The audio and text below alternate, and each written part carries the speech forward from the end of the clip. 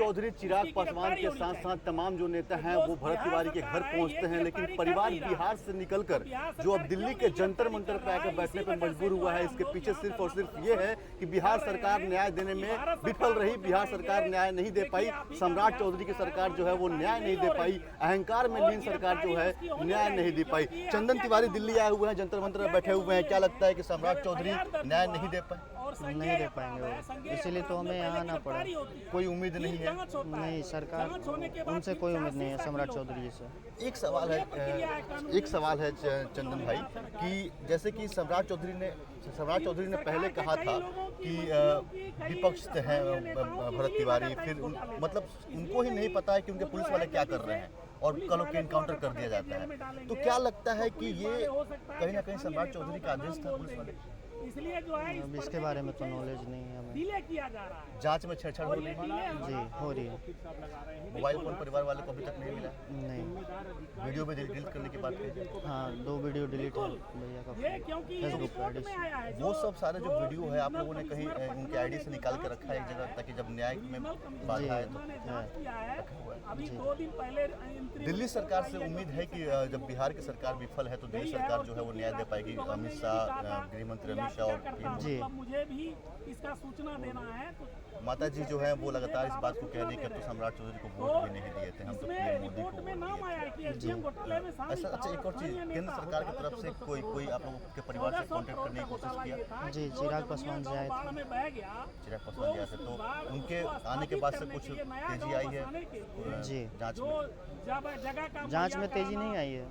पक्का बस वो बनाना, चापाकल क्या बोले उसको, खाने की व्यवस्था करना, लापरवाही बहुत ज्यादा है। लापरवाही बहुत ज़्यादा है। तरफ से फंड आया। तो मतलब अशोक चौधरी, चिराग पासवान जैसे तमाम बड़े नेता के आने के बाद भी जांच में कोई तेजी नहीं आई है, तो आप लोग दिल्ली आने पे। एक और सवाल ये उठ रहा है कि भरत तिवारी का जो इनकाउंटर है इसलिए किया गया था कि बहुत सारा सबूत थे उनके पास। जी, कभी आप लोगों से बातचीत की थी इस चीज को लेकर परिवार वालों? नहीं, ये सब बातें नहीं बताते थे परिवार वालों को। एसडीएम कर रहा था। परिवार को इससे दूर रखते थे कि ताकि ये लोग मतलब दिक्कत ना हो इनको। अभी भी धमकी मिल रही है? नहीं, अब तो धमकी नहीं मिल रहा, तिवारी ने धमकी कोई नहीं दे रहा, लेकिन प्रयास में है वो लोग। पहले मई लगातार प्रयास कर रहे हैं। लगातार प्रयास कर रहे हैं कि किसी चीज़ में इन लोगों को घसीट दिया जाए। तब तक में एक चोर दूसरे चोर को पकड़ने निकला है, ये काम कर रहे हैं। अच्छा, कल गवाही थी, पिताजी और माँ गए हुए थे, तो वहाँ पे क्या हुआ? और जो जांच हम यहाँ थे। जो जांच की टीम बनी हुई है वो एक ही बार जज साहब आए, उस पर भरोसा जो टीम गठित किया गया है?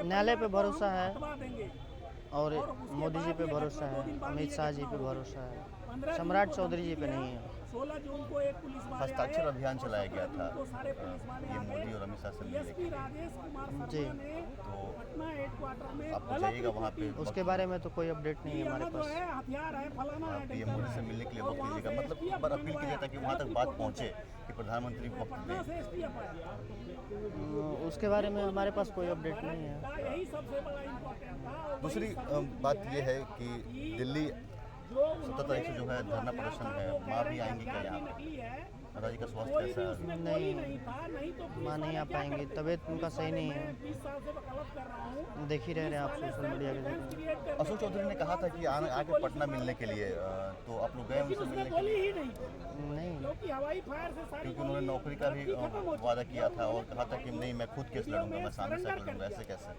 तो सरेंडर करने के बाद इसके बारे में तो हमारे को पता पुलिस नहीं। वाले ने उसको पहले बाहर में पकड़ करके 3 गोली मारी। क्या अपील कीजिएगा दिल्ली में जंतर मंतर से आप पूरे बस देश न्याय के मिले लोगों से? हमें, न्याय मिले हमें, गाड़ी के अंदर तो न्याय के लिए ही आए यहाँ पे, और बिना न्याय लिए नहीं जाएंगे हम। पोस्टमार्टम में जो मिला है, बिना न्याय लिए अब चंदन तिवारी और जो भरत तिवारी के परिवार है वो यहाँ से नहीं जाएगा। आप लोग भी अगर यहाँ पे पहुँच सकते हैं तो पहुँच के इस आवाज़ को बुलंद कीजिए, उस आवाज़ को बुलंद कीजिए जो लोगों के हित के लिए उठाया जाता था, उस आवाज़ को बुलंद कीजिए जो लोगों के हक और हुकूक के लिए, जो गरीबों के लिए, जो पिछड़ों के लिए आवाज़ उठाता था। उनके परिवार जो है अब दिल्ली बैठे हुए हैं न्याय के लिए। आप लोग प्लीज़ यहाँ पे पहुँचिए और इस आवाज़ को और मजबूत कीजिए, इसको बुलंद कीजिए।